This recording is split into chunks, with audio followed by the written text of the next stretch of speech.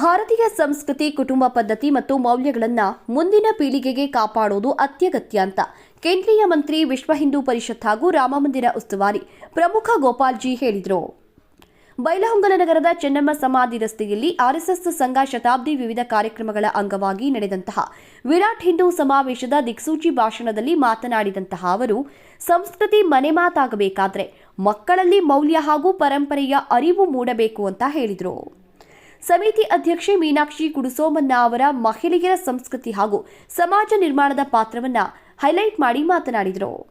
ದಿವ್ಯ ಸಾನ್ನಿಧ್ಯವನ್ನ ಶಾಖಾ 3000 ಮಠದ ಪ್ರಭು ನೀಲಕಂಠ ಸ್ವಾಮೀಜಿ, ಹೊಸೂರ ಗುರು ಮಡಿವಾಳೇಶ್ವರ ಮಠದ ಗಂಗಾಧರ ಸ್ವಾಮೀಜಿ, ಇಂಚಲದ ಪೂರ್ಣಾನಂದ ಭಾರತಿ ಸ್ವಾಮೀಜಿ, ಮಡಿವಾಳೇಶ್ವರ ಮಠದ ಮಡಿವಾಳೇಶ್ವರ ಸ್ವಾಮೀಜಿ, ಸಂಗೊಳ್ಳಿ ಗುರುಲಿಂಗ ಶಿವಾಚಾರ್ಯ ಸ್ವಾಮೀಜಿ, ಡಾಕ್ಟರ್ ವೀರಯ್ಯ ಸ್ವಾಮೀಜಿ, ಜಕನಾಯ್ಕನ ಕೊಪ್ಪದ ಮಾತೃಶ್ರೀ ಶಿವಯೋಗಿನಿ ದೇವಿ, ಬ್ರಹ್ಮಕುಮಾರಿಯ ಬಿಕೆ ಪ್ರಭಾ ಅಕ್ಕ ವಹಿಸಿದ್ರು.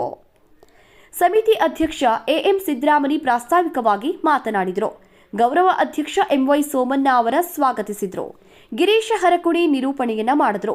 ಸಾವಿರಾರು ಕಾರ್ಯಕರ್ತರು ಈ ಕಾರ್ಯಕ್ರಮದಲ್ಲಿ ಭಾಗಿಯಾಗಿದ್ದರು. ಇದಕ್ಕೂ ಮೊದಲು ಗೋಪೂಜೆ ಮತ್ತು ಶೋಭಾಯಾತ್ರೆ ನಡೆದು ಭಾರತ ಮಾತೆಯ ರೂಪಕಗಳು, ವಾದ್ಯಮೇಳ ಹಾಗೂ ಸಂಸ್ಕೃತಿ ಪಾಠಶಾಲೆಯ ವಿದ್ಯಾರ್ಥಿಗಳ ವೇದ ಮಂತ್ರ ಪಠಣ ಗಮನವನ್ನ ಸೆಳೆದವು. ಪರಾಕ್ರಮವನ್ನು ಮೆರೆದಂತ ನೆಲ, ಗಂಡುಗೊಲಿ ಸಂಗೊಳ್ಳಿ ರಾಯಣ್ಣನ ನೆಲ, ರಾಣಿ ಚೆನ್ನಮ್ಮನ ಪರಾಕ್ರಮಿ ಜೀವನದ ನೆನಪುಗಳನ್ನು ನಮ್ಮೆಲ್ಲರಿಗೂ ಕೊಡುವಂತ ನೆಲ. ಈ ನೆಲದಲ್ಲಿ ಇವತ್ತು ದೊಡ್ಡ ಸಂಖ್ಯೆಯಲ್ಲಿ ನಾವೆಲ್ಲ ಹಿಂದೂ ಬಂಧುಗಳು ಸೇರಿದ್ದೀವಿ.